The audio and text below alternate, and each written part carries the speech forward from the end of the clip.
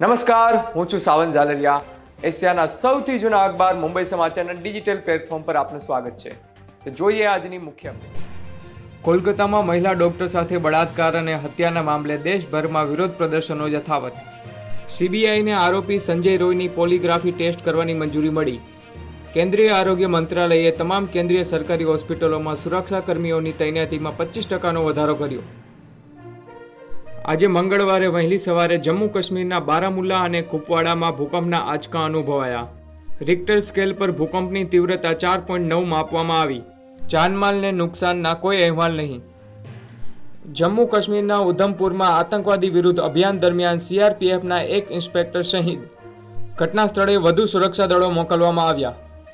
ઝડપથી ફેલાઈ રહેલા મંકીપોક્સ વાયરસને WHOએ વૈશ્વિક કટોકટી જાહેર કરી છે. કેન્દ્ર સરકારે એરપોર્ટ અને બંદરો પર અધિકારીઓને સતર્ક રહેવા સૂચના આપી. દિલ્હીની 3 હોસ્પિટલમાં આઇસોલેશન મેનેજમેન્ટ અને સારવાર માટે નોડલ કેન્દ્રો તરીકેની વ્યવસ્થા શરૂ કરાઈ. ભારતના પૂર્વ વડાપ્રધાન રાજીવ ગાંધીની આજે જન્મજયંતિ. રાહુલ ગાંધી અને કોંગ્રેસના વરિષ્ઠ નેતાઓએ વીરભૂમિની મુલાકાત લઈને શ્રદ્ધાંજલિ અર્પણ કરી. વડાપ્રધાન નરેન્દ્ર મોદીએ એક્સ પર પોસ્ટ કરીને રાજીવ ગાંધીને શ્રદ્ધાંજલિ પાઠવી. વડાપ્રધાન નરેન્દ્ર મોદી 23 ઓગસ્ટે યુક્રેનની રાજધાની કીવની મુલાકાત લેશે. રાષ્ટ્રપતિ ઝેલેન્સ્કી સાથે બેઠક કરશે.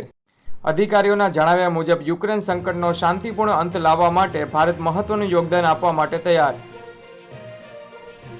સોમવારે બોલિવૂડ અભિનેતા શ્રેયસ તલપડેના મૃત્યુ અંગે અફવા ફેલાઈ હતી. શ્રેયસે સોશિયલ મીડિયા પર એક પોસ્ટ કરીને અફવાનું ખંડન કર્યું. તેણે કહ્યું, હું જીવિત છું, ખુશ છું અને સ્વસ્થ છું. આવી અફવા ન ફેલાવો.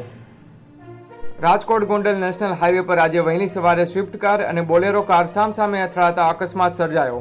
ગોંડલના 2 અને ધોરાજીના 2 યુવકોના મોત.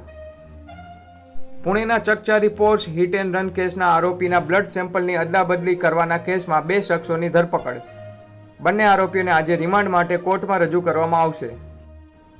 આજે મંગળવારે ભારતીય શેરબજારો ફરી એકવાર ગ્રીન સિગ્નલમાં ખુલ્યા. BSE સેન્સેક્સ 297.86 ના વધારા સાથે 80,722 પોઈન્ટ પર ખુલ્યો. NSE નિફ્ટી 76.25 પોઈન્ટના વધારા સાથે 24,648 પોઈન્ટ પર ખુલ્યો. આજ મહત્વના અને રસપ્રદ સમાચાર મેળવવા માટે મુંબઈ સમાચારને અત્યારે જ ફોલો કરો.